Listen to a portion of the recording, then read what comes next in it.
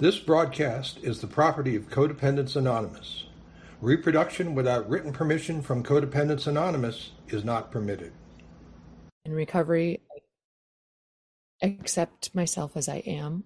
I emphasize progress over perfection. Codependents often are embarrassed to receive recognition, praise, or gifts. In recovery, I feel appropriately worthy of the recognition, praise, or gifts I receive. Codependents often value others' approval of their thinking, feelings, and behavior over their own. In recovery, I value the opinions of those I trust. Without needing to gain their approval, I have confidence in myself. Codependents often do not perceive themselves as lovable or worthwhile persons. In recovery, I recognize myself as being a lovable and valuable person. Codependents often seek recognition and praise to overcome feeling less than.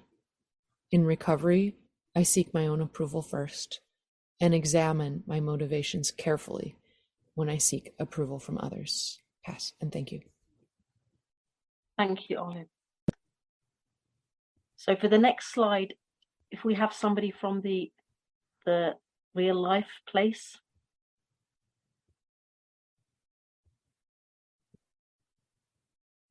Hello, I'm Marilyn, Northern Colorado. Codependents often have difficulty admitting a mistake. In recovery, I continue to take my personal inventory, and when I'm wrong, promptly admitted it. Codependents often need to appear to be right in the eyes of others and may even lie to look good. In recovery, I am honest with myself about my behaviors and motivations. I feel secure enough to admit mistakes to myself and others and to hear their opinion without feeling threatened.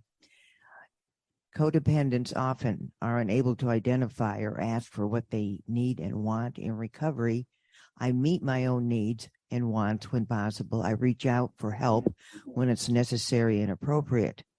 Codependents often perceive themselves as superior or inferior to others. In recovery, I perceive myself as equal to others. Codependents often look to others to provide their sense of safety. In recovery, with the help of my higher power, I create safety in my life.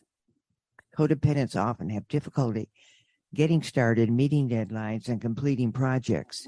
In recovery, I avoid procrastination by meeting my responsibilities in a timely manner. Codependents have trouble setting healthy boundaries. Have trouble setting healthy priorities and boundaries. In recovery, I'm able to establish and uphold healthy priorities and boundaries in my life. Thank you so much. If we could go, thank you, to the next slide. I want to spend some time talking about what I believe caused my low self-esteem to develop. I think it's important to look back at our childhoods and our upbringing to help us understand why we are behaving the way we are. It helps us understand ourselves better, but also I think it helps us have more compassion. It's not about blaming anybody from the past, but about understanding and having compassion about why we are the way we are. As the saying goes, when you plant lettuce and it does not grow well, you do not blame the lettuce. You look for reasons it is not growing well. When I was a baby, I was adopted at a few months old into a Christian family. I was brought up as a Christian, and as well as it being important that we were morally good people and follow the rules, I was taught to be a good girl. And there was also an emphasis on academia, that it was important to get good academic results. So I think the combination of these factors contributed to my low self-esteem. Being adopted and not being aware consciously of the effect that meant, I think that I was always trying to be the, in inverted commas, the right kind of baby that would not be given away. I think deep down, on a subconscious level, the Christian and the academic thing meant that I was always trying to do the right thing follow the rules, and always striving for the next thing. I have retrained several times in my life, and so there was always the sense that you have to be doing the next thing and get the next qualification. So there was a sense of striving, but also it was important to be humble. So you could never really rest on your laurels and be happy about what you'd done or celebrate it in any way. In my late teens and early 20s, I realized that I was gay. And in the 90s in Britain, it was not a good place to be gay. AIDS was a really big thing in Britain. And so people were very anti-gay. I think there was a sense in which deep down I saw myself as other or less than. Unfortunately, as a way of being against my parents, I became an evangelical Christian, which is ironic really, because this was my so-called rebellion, but I actually ended up in a much more repressive regime than the Church of England, which I'd been brought up in. I think deep down, I knew my higher power did not have a problem with me being gay, because my higher power made me gay. I think also because of this sense of being less than, it meant that when I first started a serious relationship with what then became my wife, I was in a very controlling relationship. I think because I'd always grown up with a lot of control, it just felt normal. It was an abusive relationship and there was physical violence. So I think this contributed to the fact that it made me hard for me to make decisions because I was always trying to please her. And I was also trying to show that being gay was an okay lifestyle. So it made it hard for me to admit that I was in an abusive relationship. It took me a long time to leave. I think out of loyalty. I didn't want people to think that I was being disloyal to her. In the end, she transitioned to become a man. But before that, she had multiple affairs. And it was the affairs that finally was the nail in the coffin, and I was able to leave. Even then, I spent 6 years still being friends with them. And so it wasn't until I came into CoDA that I was able to really set my boundaries down and say no to the friendship. So if I could have the next slide, please.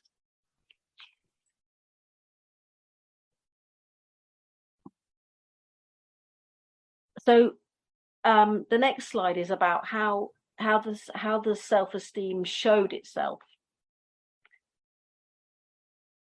I think if you'd asked me, do I have low self-esteem? If we just go back one, thank you. I think if you'd asked me, do I have low self-esteem? I would have said no, because I think I judged myself on how I looked on paper. But then when I thought about it, there was actually quite a lot of things I was doing to make myself feel like I had self-worth. So rather than feeling that I had an innate sense of worth just by being on this planet, I felt like I had to earn it. There was this kind of sense of striving all the time to be good enough. I spent a lot of time trying to please people and trying to get noticed. I guess not always doing things that gave me joy, but doing things that I felt I should do. I believe that's why I developed multiple sclerosis in my 30s. And then I developed other autoimmune illnesses. It's like my body was saying, we're just going to keep giving you illnesses until you actually stop and make a healthy change. When I joined CoDA, I realized that the job I'd been doing, which was about looking after other people, and it was very stressful in the NHS, the National Health Service, that job was making me ill. I was on multiple medications, antidepressants, anti-epileptic drugs, and drugs for acne. My health was really deteriorating, and I just said to myself one day, this job is killing me. And then I thought, no, actually, this job really is killing me. And so I left my job. I talked to my higher power first, and it was the biggest and most important conversation I have had with my higher power. Now I do a lot more things that give me joy. I look after dogs for a living, and I'm about to start being a celebrant for funerals. I'm much happier and I'm more relaxed than I ever was. So if we could go on to the next slide.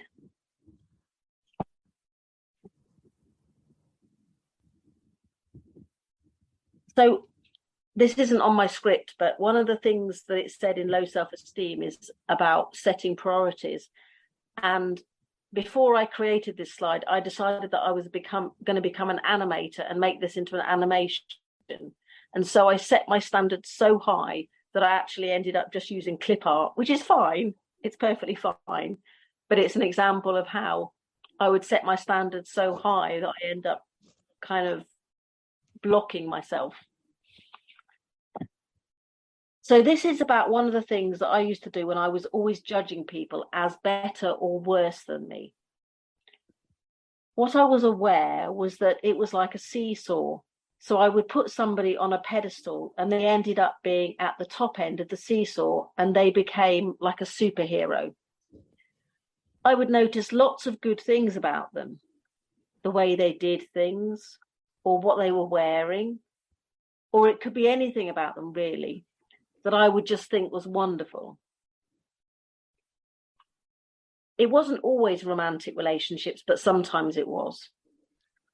The higher up I built them, the lower down I became in comparison. So in this picture, I am Gollum at the bottom from Lord of the Rings. I noticed that this happened, I noticed that the other thing that happened was that I would do the same thing the other way round. So I would become like a superhero and the other person would be a Gollum character. So I would maybe pick people that I thought needed help in some way, some sort of poor creature that I decided I was going to improve them or help them. So this seesaw was prevalent in my life. And so with CoDA, I've been much more able to notice this pattern happening and just stop myself. I invented something that I call the crush helmet. I don't know how that translates, but I called it the crush helmet.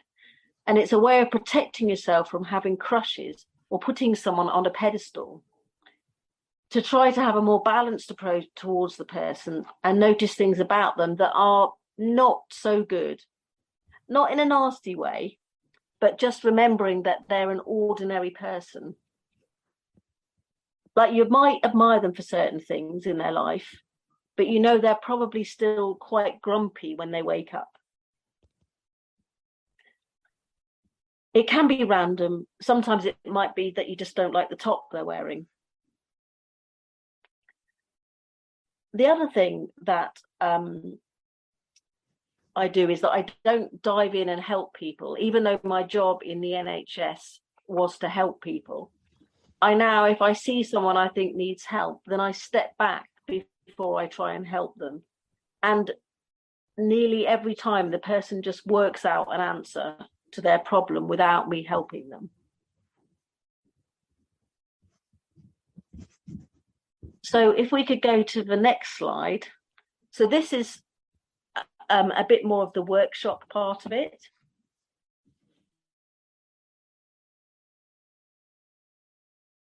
So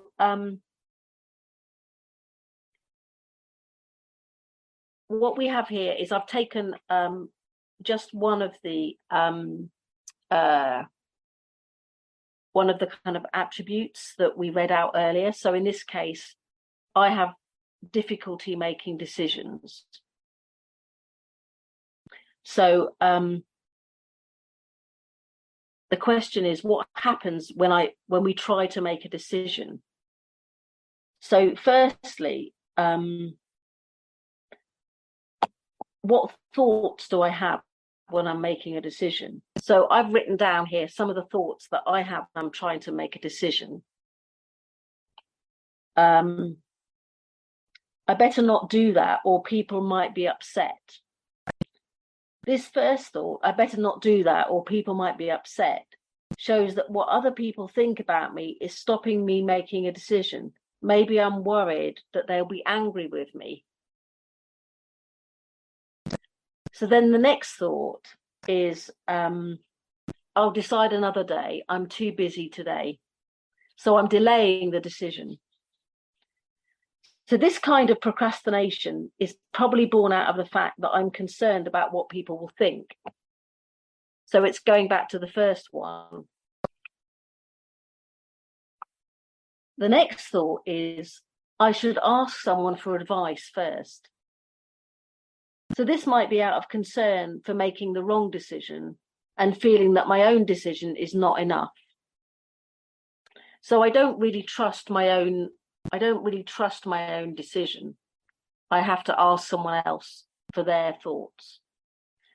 And then the last one is, I will Google before I decide.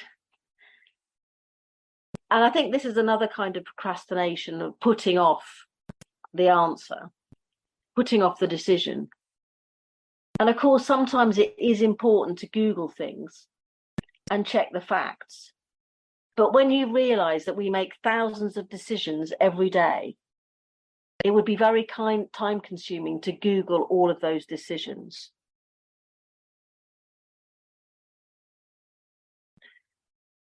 So every time we ask someone else's opinion, whether that be Google or a person, we're diminishing our own sense of efficacy, our own sense of confidence in our own decisions.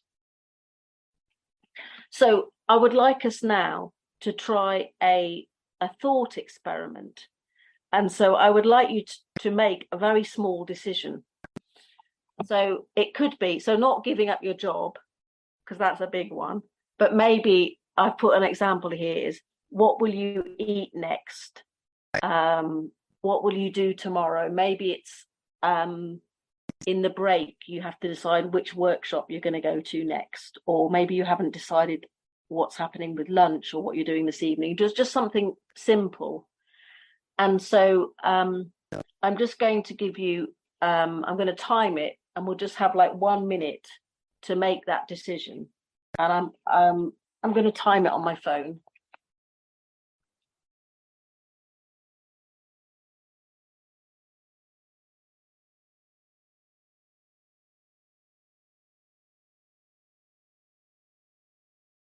Starting now.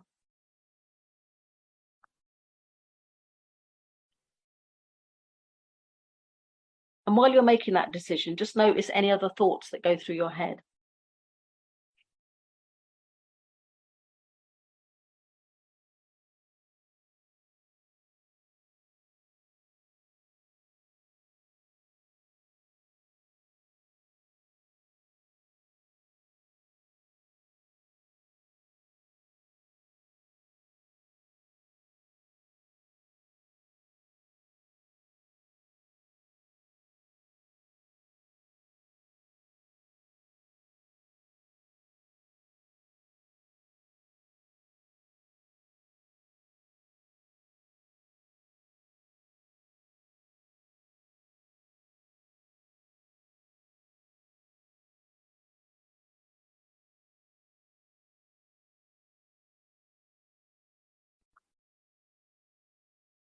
So we just have another minute just to write down some of the things that went through your head. So I'm going to time you another minute to write down some of the things that went through your head. So also, like, how easy or hard did it feel? Maybe there were some feelings that happened as well. And what would be a more difficult decision? It may be that you find it very easy to choose food, or it may be that it's very hard. So I actually may have, by choosing what you're going to have to eat, that might have been a very difficult decision. So we'll have a minute to do that. And if you like, you can write some of the answers in the chat as we go along.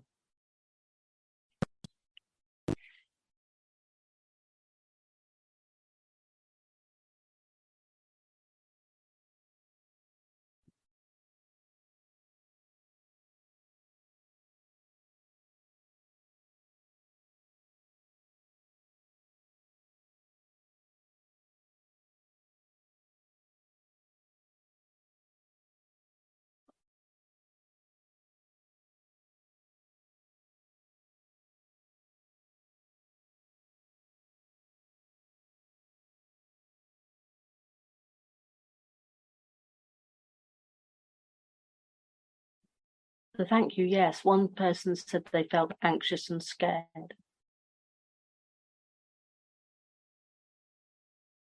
So any feelings or thoughts you have, just write them in or just write them down for yourself.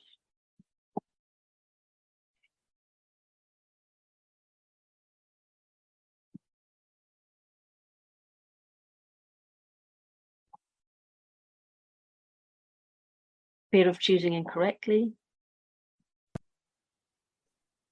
disappointing others. Oops, sorry. Discomfort, pressure, then loss. Yeah. Fear of missing out. Yeah.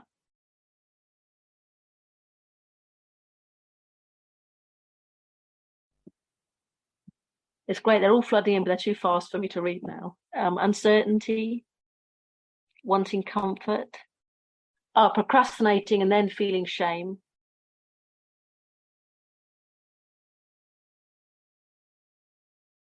Yeah, quite a practical one of looking at different options. Yeah, an acknowledgement that CoDA had made it easier to make decisions. And then someone else just noticing that they CoDA had made it easier to make decisions, and also reminding themselves to not think about what other people would think.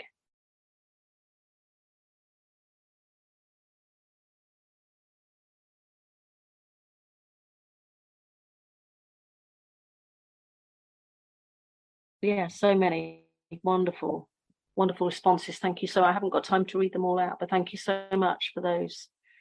And I think from a very early age, I found it difficult to make decisions and would I don't think I even realized that not making a decision or putting off a decision, I was delaying the feeling that would happen from making what I think might be the wrong decision.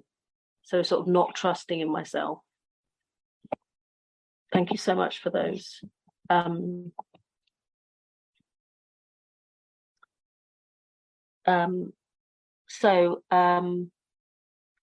going to go on to the next exercise. So if we could go to the next slide.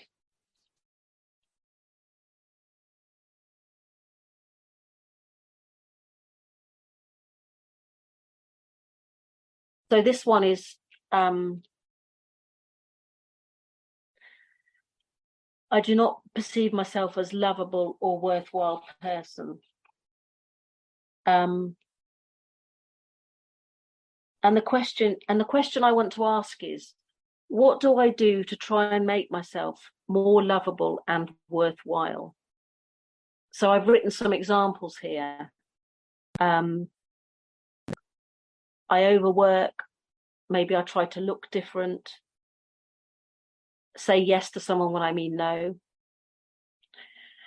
And this is another question that I've put in here is, how does my higher power see me? Does my higher power see me as lovable and worthwhile?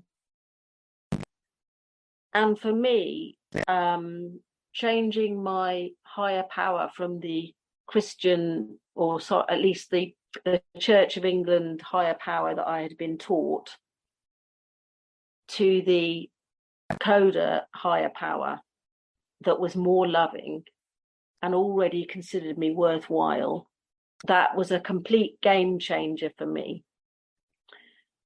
But I think that the key to changing confidence is changing your behavior.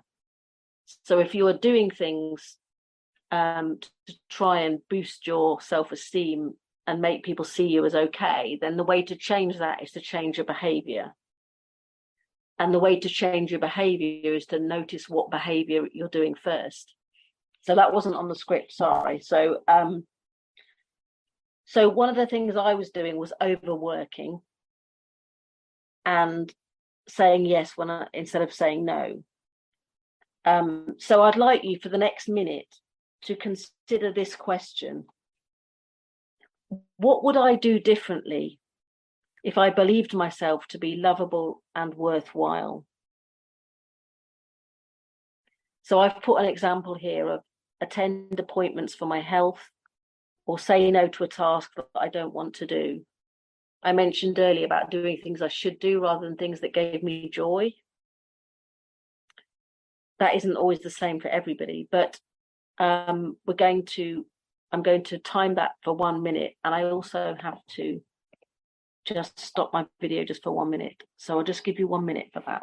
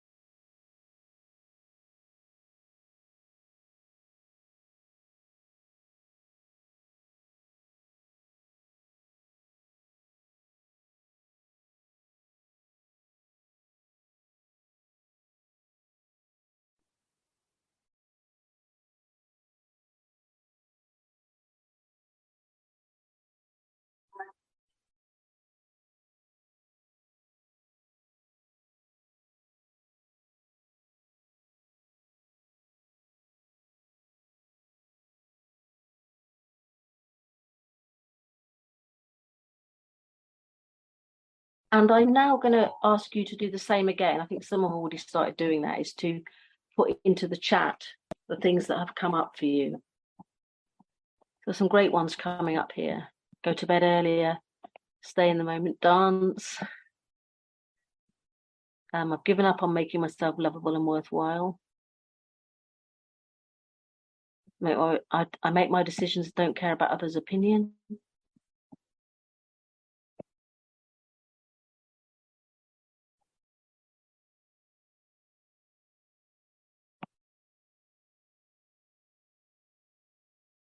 Using the 10th step unveils the fear for me, unfolding God's messaging, which in the case of comfort, fear, is to go. Try and give myself the option to leave early if need to for self-caring purposes.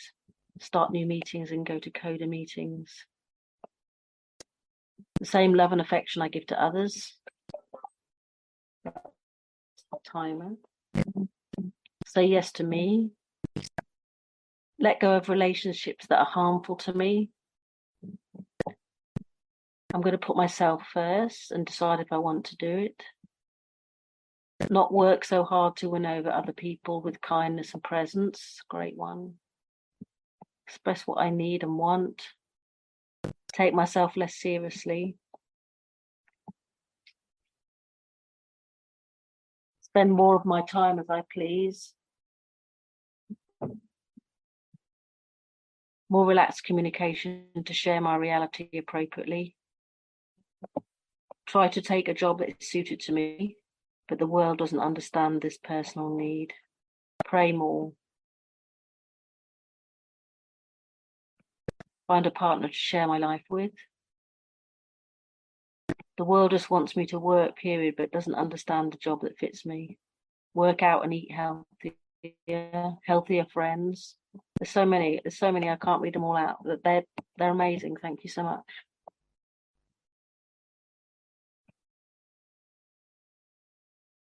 I just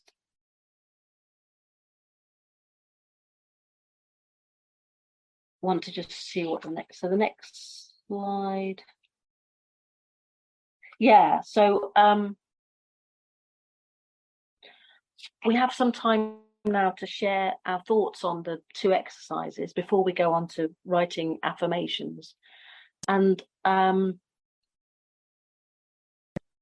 people have put stuff in the chat, but if you would like to unmute and say anything, then please do. And please, when sharing, follow the usual rules of CoDA. In other words, do not comment on other people's shares and talk about your own experiences. So we have 10 minutes to do this. So if you keep your sharing short to a sentence or two, that would be great. We'll also alternate with the in room, the in person with virtual. If you want to start with virtual, that's good when you're ready. So raise your hand for virtual, and those of you in the room, if you'd like to come in line up. So just to repeat the question for someone who's asked, it's just to comment on the 2 exercises that we've just done. So Jen, if you would like to unmute and share. Hi, Helen. Hi, everyone. Jen, grateful and recovering codependent. I think the question on what I wanted to do tomorrow was easy. The harder one was the second one. And the thing that came to mind was starting my business. And I can just feel all the procrastination that is behind it, but like what is behind and the reason behind the procrastination. I think it's this idea of what other people. The first person is Natalie online. If you want to unmute. Can you guys hear me okay? I think Jen was already sharing. Okay, could that person toggle over to the English channel in the Globe, please? So everyone who has their hand up and anybody, if you just quickly switch over, find your Globe or in the More button, interpretation, select English. We will hear you here in this room. Thank you very much. Because right now, if there's somebody speaking, we don't hear. Thanks. Okay, how about now? Can you hear me all right? Well, we can hear you, but we could hear you anyway. But I'm not sure about the real world. Okay. We're all in the real world.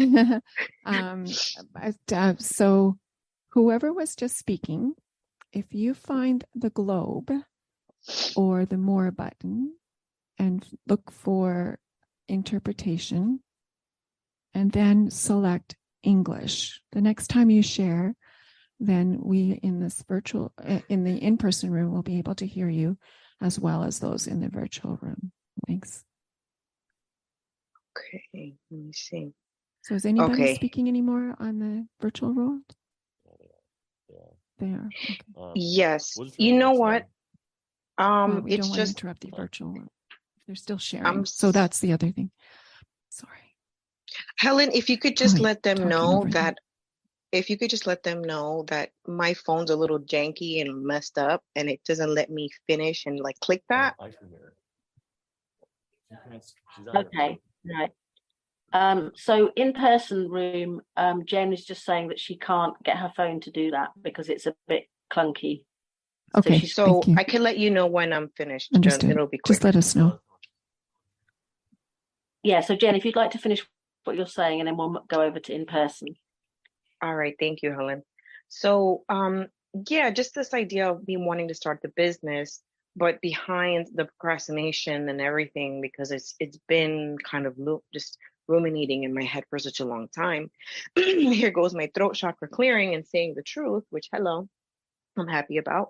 But it's just this idea of what other people will think of me, of trying to attempt this, and I think what my mother will think, because she could be so judgmental and critical. So it's scary, but I am more aware of it now with answering this question. So I do thank you for the question, Helen. I appreciate it. Thank you, Jen. Jen is finished now. We can go to in-person. Hi, this is Celia B. Thank you so much, Helen, for this topic.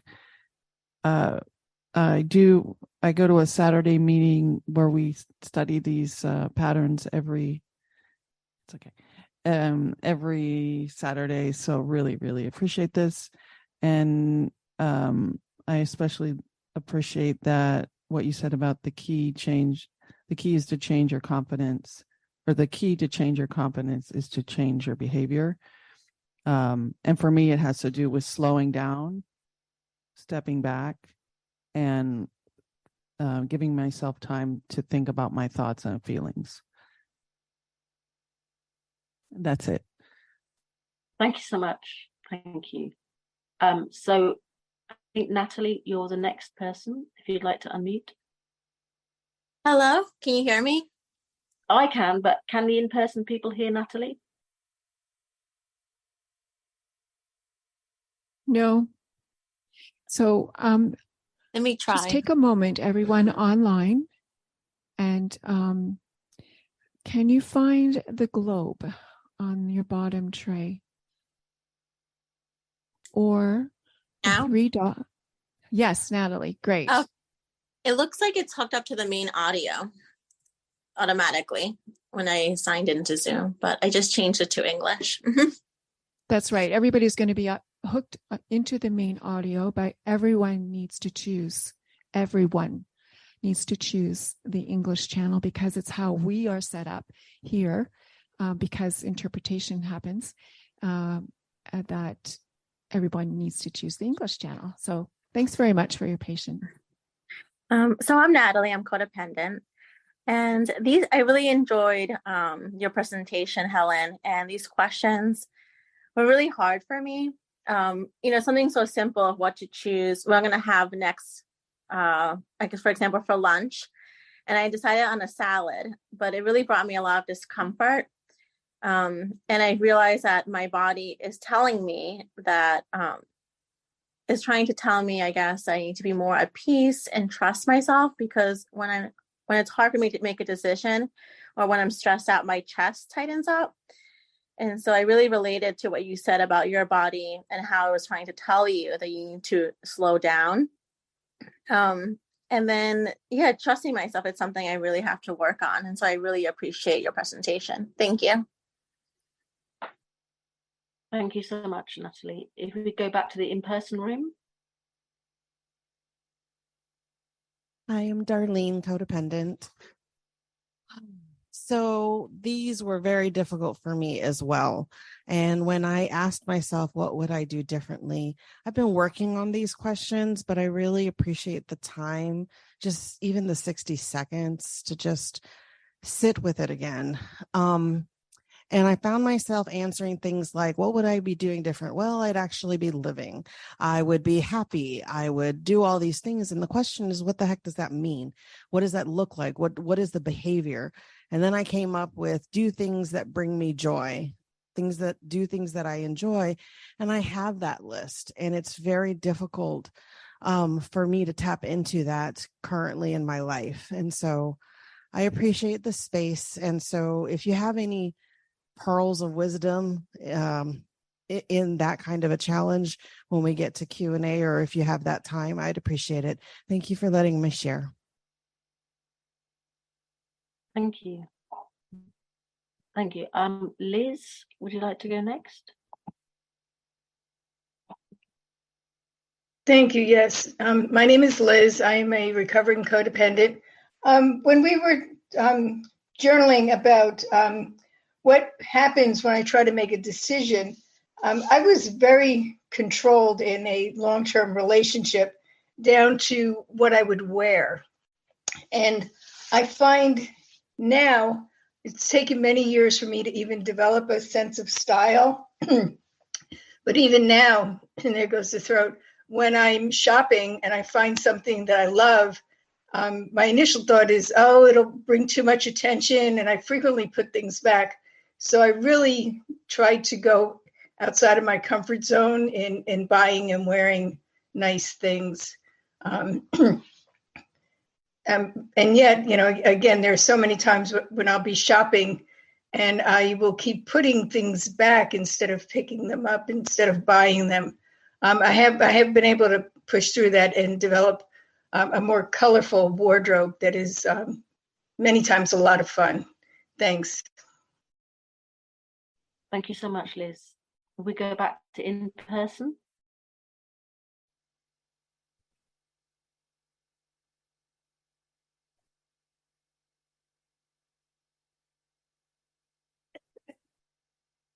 Ani, codependent. Helen, your words meant a lot to me. I could relate to so much of your story. So thanks for that. It's the first time I've heard somebody share so much of my story. I really found this powerful. What would I do differently if I thought I was already worthwhile? And when you said that, I realized that's kind of the root of all of this for me, because I didn't think of myself as worthwhile. And so this is going to be a challenge question for me every time I have to make a decision that I pause about, and I'm just going to put myself first. And I'm really working on putting myself first and figuring out who I am. And I like who I am for the first time in forever. Thank you. Thank you so much. I'm not sure how to pronounce that. I'm going to go with Kyra.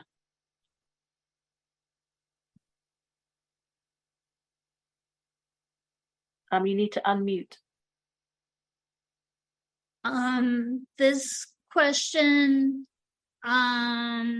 is pertinent to how I've been feeling the last week or so.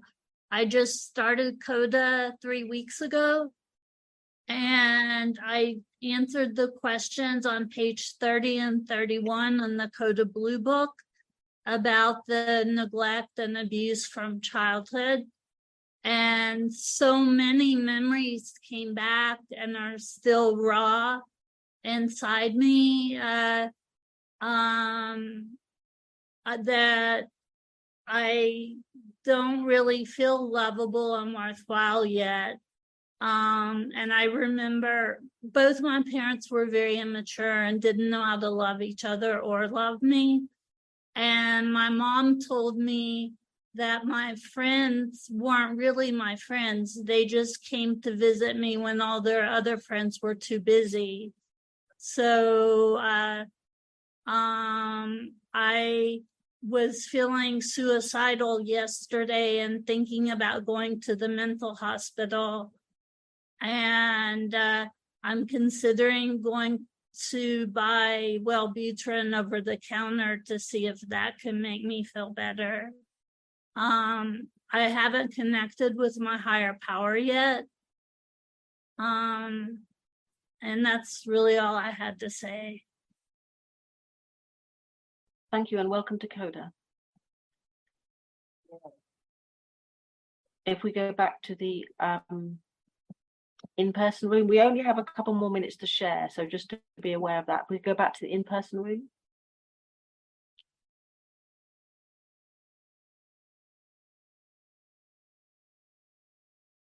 Hi, my name is Pete. I've been in CoDA for about a year. When I was doing this exercise, I realized how much one of the decisions I'm trying to make is becoming full-time, doing full-time work again. I've been doing 2 part-time jobs as a teacher, and it's just not been working for me. And so I did receive a call from one of my bosses, and she's going to ask me if I'd take another part-time job. And I've been debating whether or not I should say, I'm looking for full-time work now. And the immediate worry, and I know I do this, is worrying about what she's going to think, worrying if she's going to fire me from my part-time job, worrying about if she thinks I'm uncooperative.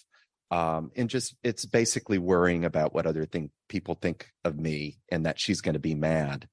And honestly, I know that and then if I knew that I was a worthwhile person, and if that day came, and when it comes, because it already is, it's starting to surface, I know that I'll be less critical of myself and do the things that I want to do and ask for the things that I want to need. And I'm already seeing that emerge in me the longer I've been in CoDA. And so thank you for letting me share. Thank you. If I'm just going to ask one person here and one person in person to share, and then we're going to go on to the next slide, but there'll be time towards the end to ask more questions or say more things. So EJ, if you would like to go next and unmute.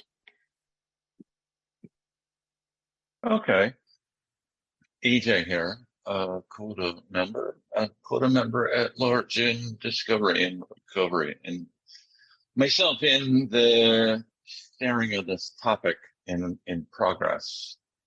Um, hmm, not perceiving myself as lovable or worthwhile. Yeah, forms of unworthiness and a practice of choice, of progress, of change, of perhaps even talking, trusting, feeling in what I would be, what I do differently in recovery patterns of codependence, because at the same time I'm talking, trusting, feeling at a meeting, and thus I'm practicing courage, change, willingness, trust, honesty, open-mindedness as a member in groups, in service, and I don't know, serenity in and thereby letting go, releasing, surrendering forms of, of, of denial, of low self-esteem patterns.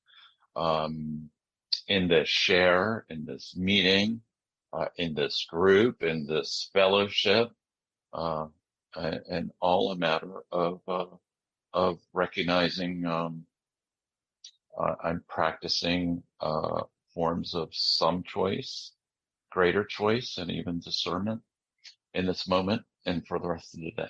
Yes. Thank you, EJ.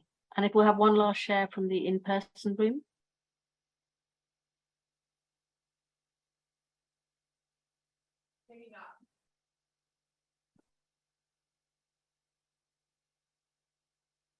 We're good to go back to the virtual. Okay, you're all done. Okay. Apologies to those people with their hands up still, but there'll be more time to share later. So if we could go to the next slide, please. So this is an exercise in affirmations, and I've written some positive affirmations, and not everyone likes these, but they can be useful to replace those unhelpful thoughts that we may have. So there are some examples on this slide, and I would like to you to choose one of these affirmations and to put it in the chat. But my other suggestion is to create your own affirmation. So you can use one of these, or you can write your own. So in order to write your own, there are some rules to follow. So for instance, you keep it in the present tense. So for example, I will try to stop people bossing me around might become, I say no to requests that are not healthy for me.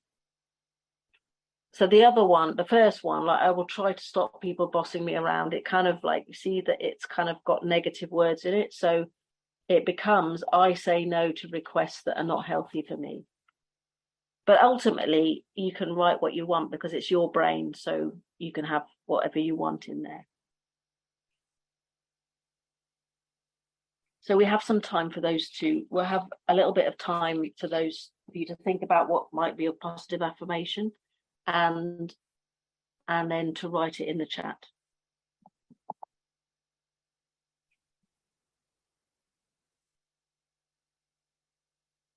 I honor my own personal beliefs, values, and desires always. I'm grateful for the all-encompassing love that I don't have to earn, but is given freely. I'm loving, lovable, and loved. I'm a precious, loving child of God. God loves me unconditionally, just as I am.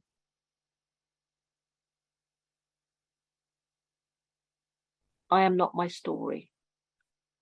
I'm fiercely loved. I'm a fiercely loved woman of God.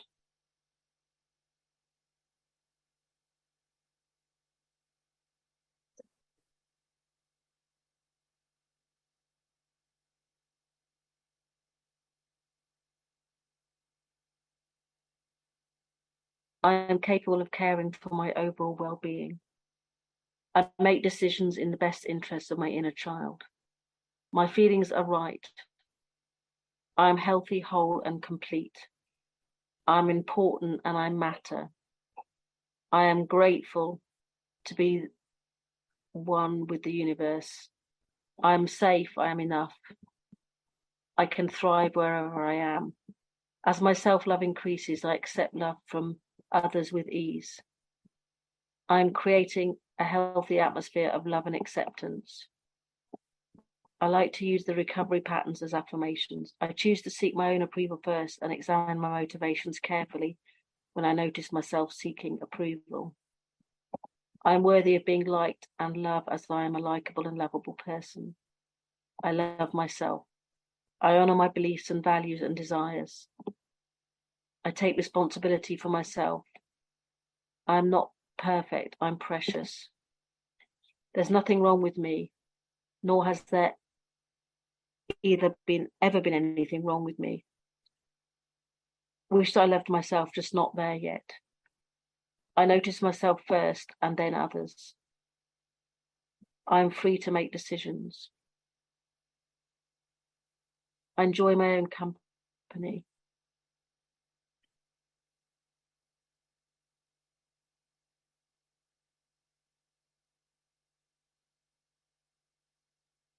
I'm not perfect but precious. I'm the person my ex wanted me to believe. I make mistakes, but I'm not a mistake, period.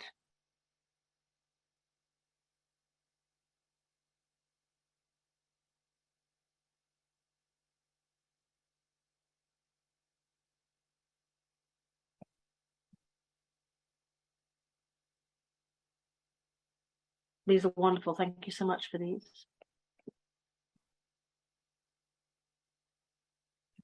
I like myself the way I am. I am a lovable creature.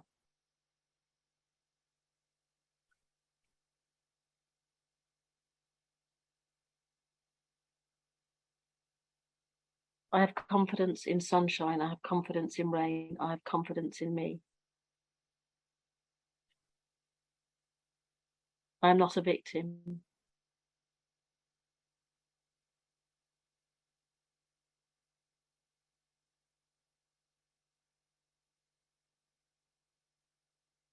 God made me uniquely. Sorry, I missed that one. Hang on. I'll open it again. God made me uniquely me, and that's enough. I do what brings me joy. I, along with my higher power, will create a career that I can thrive in and love. I'm learning about intimacy with myself through my higher power.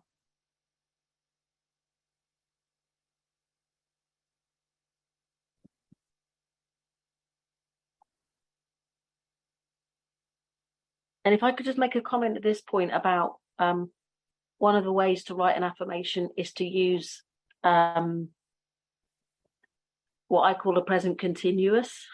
I don't know if everyone knows what understands that in the same way, but so I am becoming, or I am growing.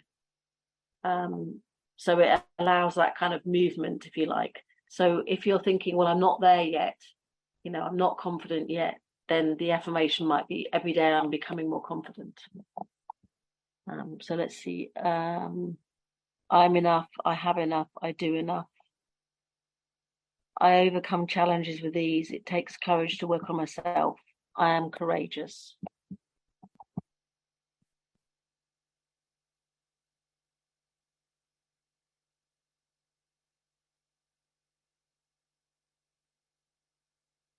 We'll just have about another 30 seconds of that, and then we'll go on to we have a final prayer to say, but my suggestion would be that we have a question and answer and then say the final prayer. I will continue to trust my journey.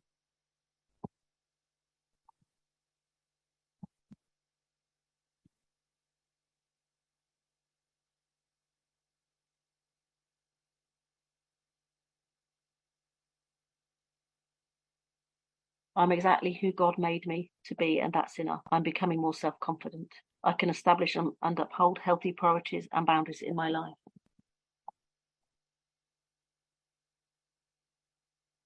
Thank you so much. Oh, there's more coming. I try and hang on, I keep opening it and then shutting it.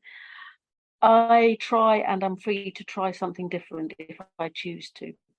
Each day I'm becoming the person I was meant to be. Okay. So I'm finding and using my voice. Beautiful. So lovely. Thank you very much for these. I have everything I need to be successful. I can and I'm able. I'm divinely guided and protected. I think I missed that one out. We're going to move now on to a Q&A, and then we'll finish about 25 past or before if there's no questions, and before saying the final prayer. And I assume we do this in the same way where we go between the virtual room and the in-person room. So if we could do hand raises again. So if you've already got your hand up and want to keep it up, that's fine. But also if you have a question, then raise your hand.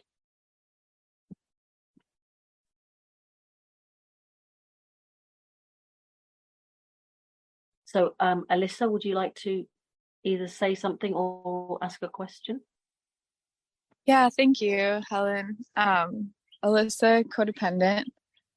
And can you hear me okay? Yeah. I really appreciated the workshop, Helen, and your direct and vulnerable sharing of your experience.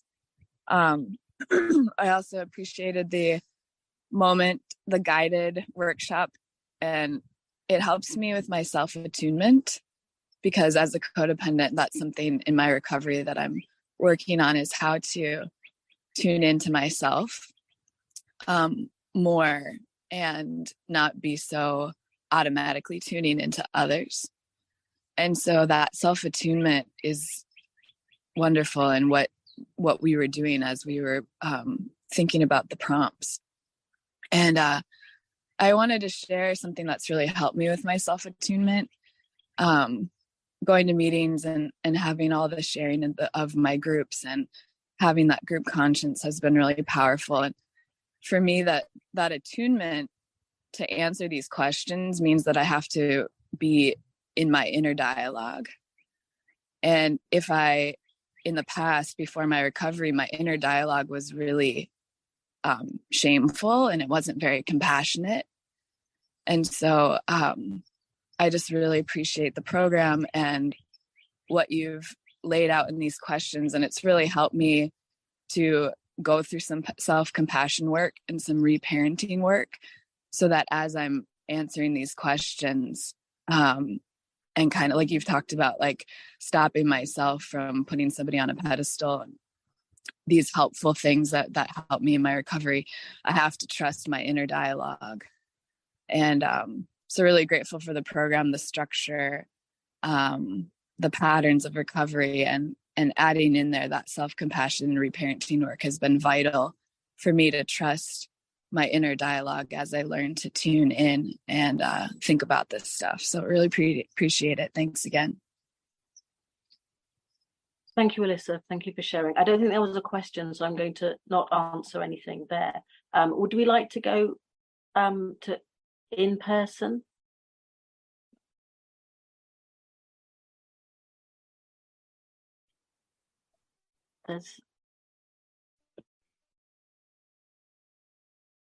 Yes. Hello, my name is Julie from Texas.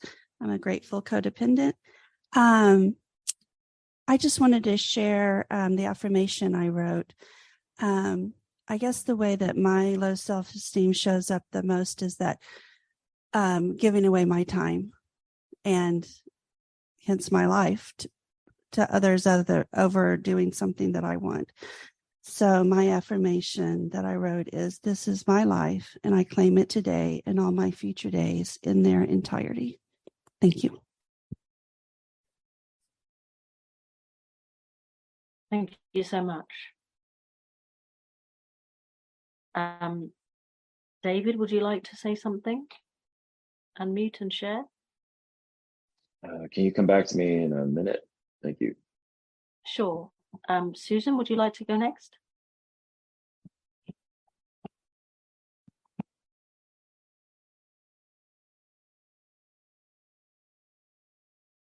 Yes, that's me, Susan. Hello, me, Susan. Hi. Yes, you want to go next? I would love to. Oh my God. Thank you for your workshop. Thanks for your kind voice and everything.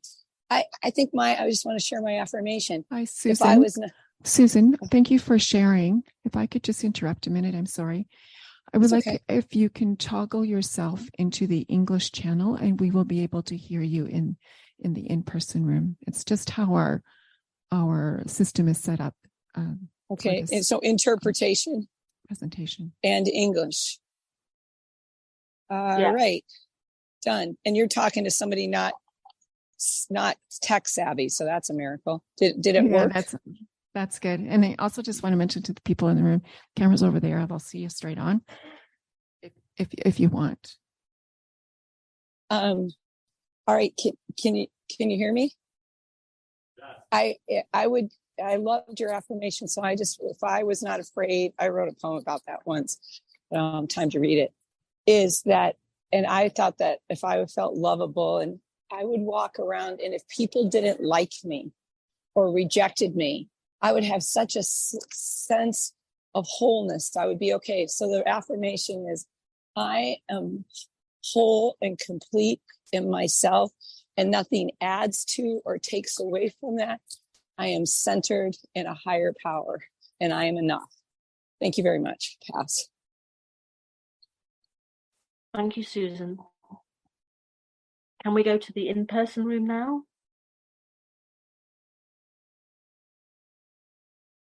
Hi, I'm Sarah from Austin, Texas, codependent. I really appreciate this workshop. To me, codependency, I mean, I know there's so many different patterns, but this self-esteem pattern is what got me in the rooms. And so my question is, you had said something about competence, and that reminded me like of fake it till you make it. And I just wondered, was that what you were thinking when you talked about the competence aspect of it? I guess I was unclear about that part and wanted you to say more. Is that when I was talking about self-efficacy? Oh, probably. Yeah. That's probably it. Okay. And that when you frame it that way, it makes sense, because that fake it till you make it thing can cut both ways. You know, it can be a way to re-traumatize, in my opinion, or it can be, building self-efficacy. So I'll be quiet and let you talk. Yeah. I guess someone mentioned earlier about kind of self-attunement, and I guess for me, the biggest bit of work for me was actually knowing what I was feeling and knowing what that feeling was, and naming it, and then being able to act on it. So the fake it till you make it, like you say, it cuts both ways. And sometimes I was spending so much time just trying to constantly be more, that I was constantly doing things that made me anxious, so that I would feel like I was improving and growing. And actually, sometimes I just needed to think, okay, what do I actually need right now? I don't need a new qualification. I don't need to do more than what I've already done. I need to actually notice. Like today, I was doing something, and because it's Gay Pride in Norwich, and which is like Gay Christmas, really. So there's lots of things happening, and I had to actually leave that so that I could come home, have a rest before I did this.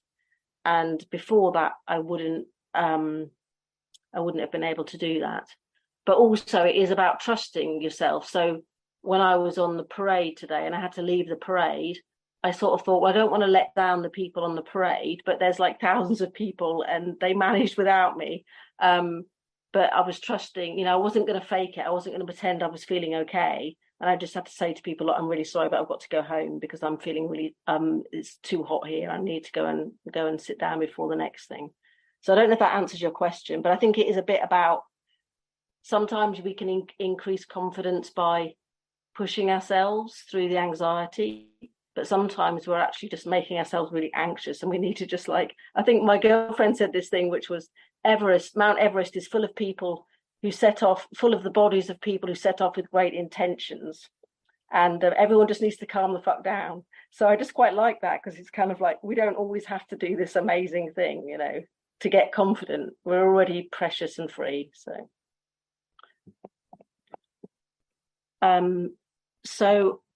I'm just going to go back to the Zoom room, and I'm not sure, was it David?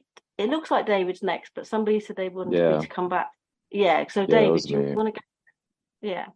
Yeah, thanks. Thank you, Helen. My grandmother's British, so I can relate to having a love of your country. There's a lot of good the good things that come from England, Lord of the Rings, a lot of good rock bands. Anyway, the high school I went to is named after Churchill, but I live in San Antonio. Anyway, I'm going to go back to what you said.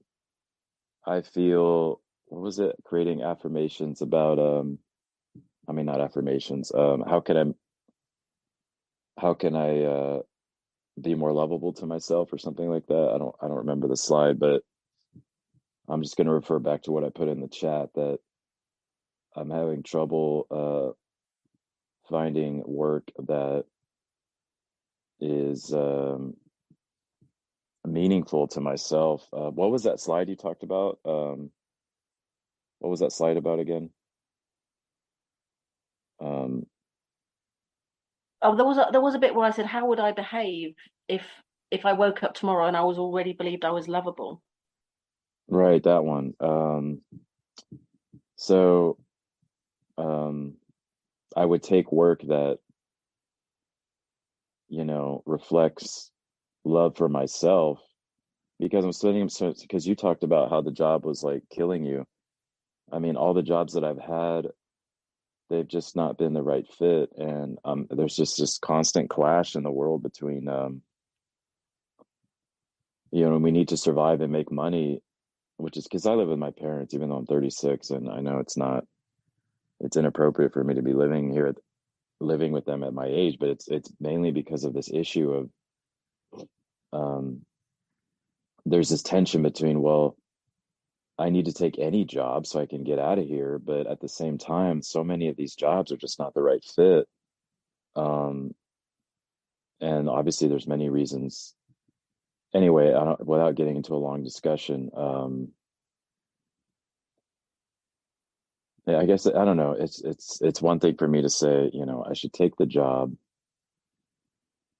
take any job, but it needs to be, but then the flip side of it is, well, it really needs to be the right fit, or I'm not going to stay there. I'm going to quit or get fired. I'm not going to be able to support myself or my future family or whatever. And so I'm just, I guess, throwing it out there. It's hard to do things to love ourselves when the world doesn't agree with what we're doing. The world doesn't agree with David has a right to be happy at his job. Nobody likes their job, really. So I guess I'm struggling with how to love myself in that way, without everyone else thinking I'm spoiled or entitled or whatever. So I don't know what your thoughts are on that, or anybody else's thoughts. Thanks. Thank you, David. Yeah, with some really interesting thoughts that you brought up there, because there was also like the kind of tradition 7 of kind of being self-supporting. So I agree with you that, because I'm looking after dogs and it just about brings enough money in. I also write poetry, that doesn't bring any money in. But funerals do bring money in. So, but it's, for me, kind of had to be quite a mix of things. And obviously I had to have a discussion with my partner as well about how much I would bring in. So, cool. Thank you, David. Is there any more in person? In person. They've I feel like they've just, no, they are, they've just moved. Yes. Maryland, Northern Colorado. This was an incredible workshop. So thank you so much, Helen. I love the exercises. So I run around pretending I have self-worth, but when I really look at myself, I'm wondering, do I really have self-worth? So that's why this workshop is so good. It's I can look at myself. I was just elected to the Issues and Mediation Committee, and that was scary for me to apply to be on the committee. And now I'm just wondering, do I have enough self-worth to be on this committee? Do I deserve to be on this committee? And you said two things about increasing your self-worth, which is affirmations and pushing through the anxiety anyway. And I like that. Is there any other tools for increasing your self-worth that you can give us? Thank you, Helen.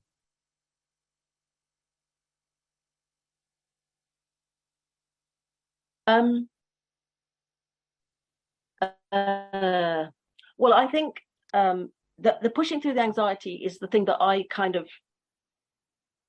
I don't know if you can hear it. It says my connection is I think behaving as though you have self-worth I think is a really good thing. So like if you think like, so for instance, my sponsee asked me to see her tomorrow, and I felt like that she would probably appreciate it if I did see her. But I also realized that I had two really big events tomorrow that are a bit similar to this. One is a church service, and then the other one is a performance piece in the evening. So I just knew that I didn't have time. So behaving like I have self-worth is to say no to that. So my need for space in a day is equivalent to my sponsee's need to have me talk to her. So we're not, her needs aren't greater than mine and mine aren't greater than her, but I can also say no to a request. But I think also noticing what behaviors am I doing. So I tended to volunteer for lots of things in order to increase my self-worth, but actually it didn't increase my self-worth. It made me feel really tired and stressed out. So I don't know if that's helpful, but it's difficult because you can't answer the question for everybody in all events. It has to be like, one of the things I thought was, if I'm trying to make a decision, is I think, what would my higher power want for me in this moment? So sometimes my higher power might want me to step up and volunteer, and sometimes my higher power might want me to rest. That's my answer. I hope that helps. I think we're going back into virtual again, aren't we? So I'm just aware that we're getting close. We've got 5 minutes left before we're going to be closing. So I think, Natalie, are you next? Hello. I had a question about, I shared earlier that I tend to get like chest pains and there's like tightness in my chest when I feel discomfort and stress. And I guess I wanted to ask a question if you have any advice or any strategies or relaxation techniques that you have used perhaps that has helped you calm your body down. Yeah, I mean, I had a real interesting thing where I think my body and my mind had been completely separated, and so I was completely not in touch with my body. So I think my body would send me more and more intense feelings, a bit like when when someone delivers a parcel and you don't answer, and so they knock a bit louder, and then they ring the bell, and then they shout through the letterbox, and then they look through the lounge window, and so I think my body was doing that. So generally now I would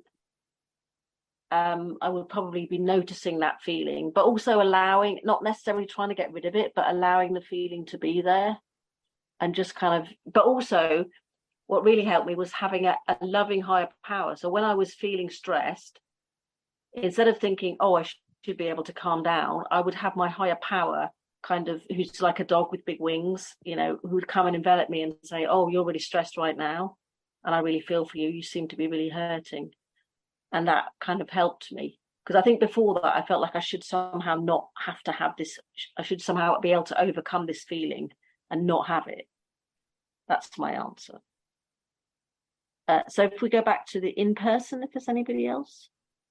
Hi, this is Celia again from Oakland, California. A quick question about, like, I know for low self-esteem, I can see it, but then what I don't see is when I'm being, I guess I'll call it arrogant, and it's like the opposite. So I can have low self-esteem and then I can have this, oh, I have to be there. It won't be an event if I'm not there. So how, and I don't notice that as often.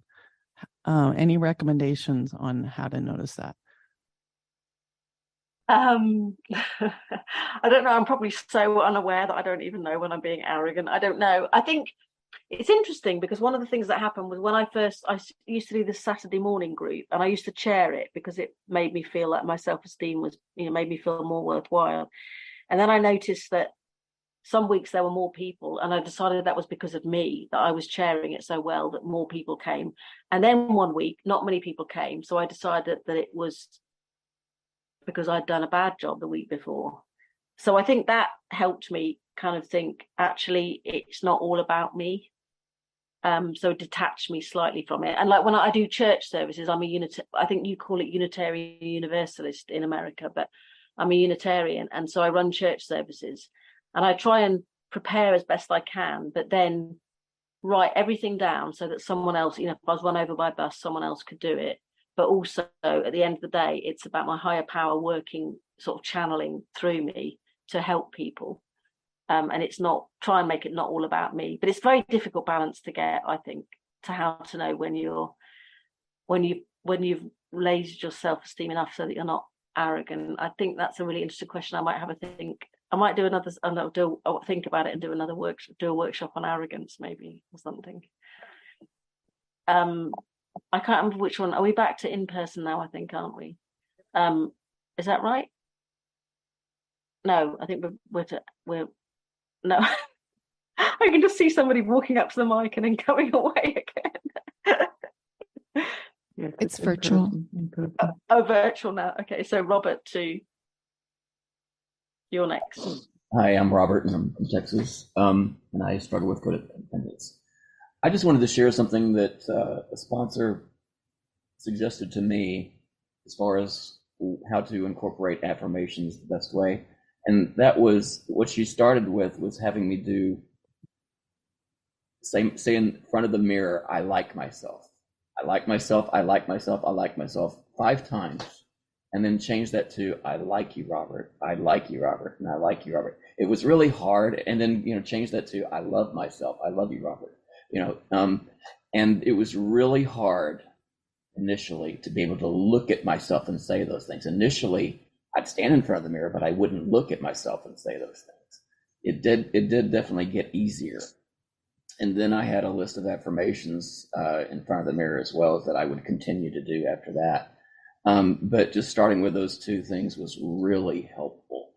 And I was just really grateful for my sponsor to share that with me. And I wanted to share that with you. Thank you so much, Robert. Thank you for that. I think in England, we're a little bit on the back foot on those sort of things, but we're getting there. We'll soon have caught up with you guys in that one.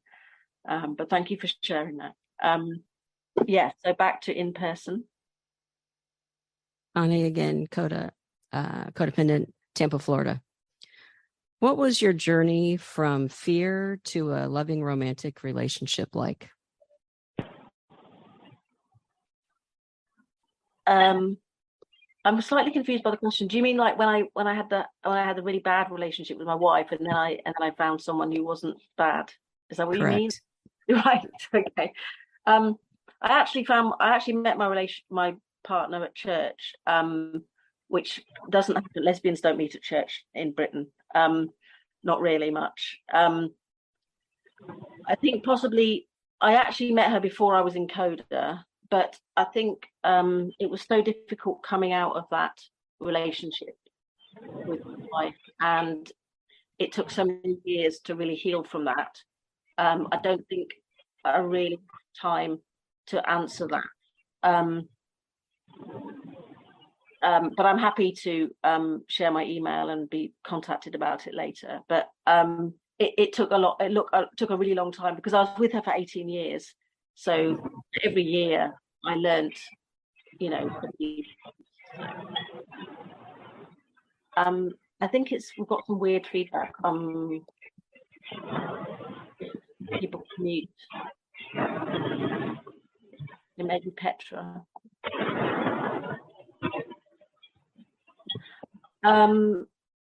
Would we go to Kelly? We just have a time for a couple more questions. So Kelly, would you like to go next? Yes, thank you. Hi, I'm Kelly. I'm a codependent in recovery. And you just kind of mentioned this, but I just wanted to ask, I typically think of questions after. I can't think of any at the moment, but would you be willing to share your contact information? So if I think of a question later, I can ask. Sure, I'll just put it in the, I'll put it in the chat now.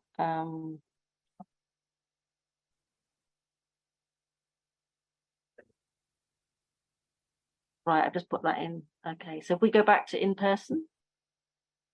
If I might just have a quick question for you, for those of us who are in person, could I take it from the chat and share it here? Would you mind, Helen? Your email address.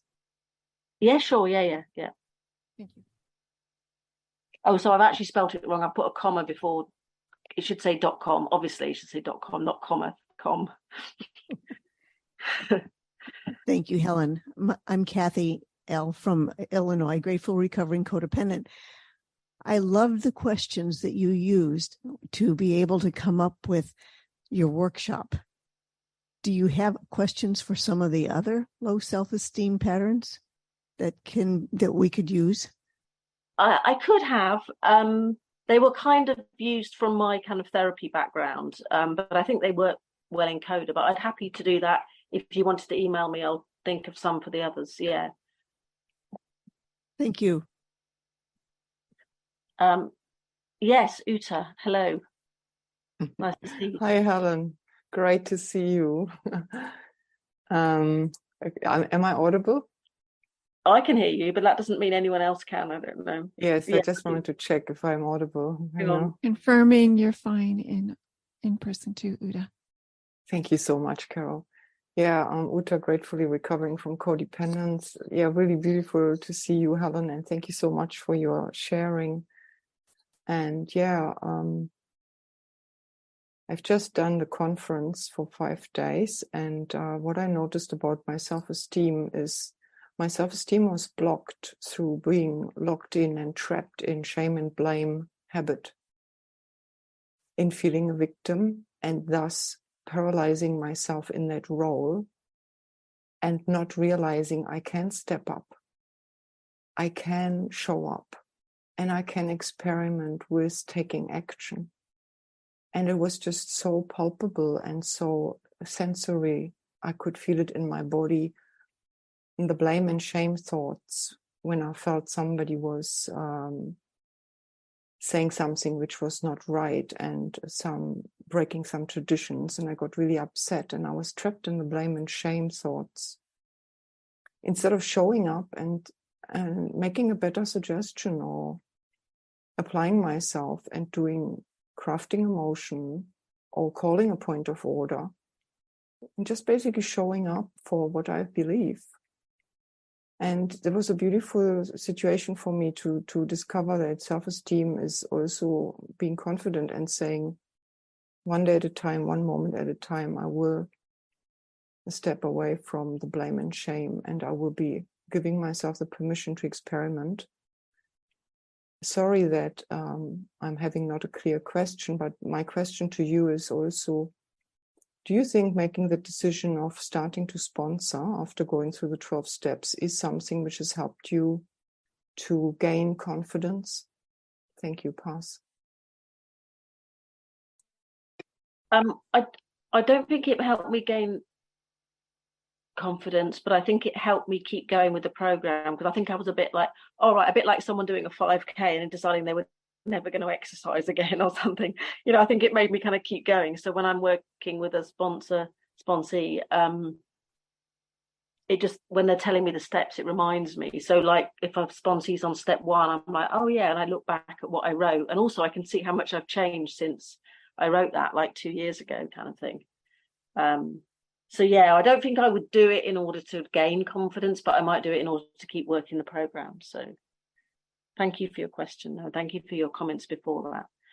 We've gone over time, so if it's okay, I would quite like to just go to the final slide, and if we could unmute and say the final prayer together, that would be lovely. I'm sorry I haven't been able to read all the chat, but I will save the chat and have a read of it later. So if we could have the final slide, and then we can unmute and say the closing prayer together. Thank you so much for all the comments. Helen, I didn't see a slide past this. I'll click it a couple more times, but it went black the last time. Oh, okay. Well, I'll okay. Okay. Well, what I'll do the longer one. I'll just say it, and I'll be like a vicar. I'll just say the prayer, and everyone else can listen. So we thank our higher power for all that we have received from this meeting. As we close, may we take with us the wisdom, love, and acceptance and hope of recovery. Thank you all so much for your time and your comments. Thank you, Helen. Thank you, Helen.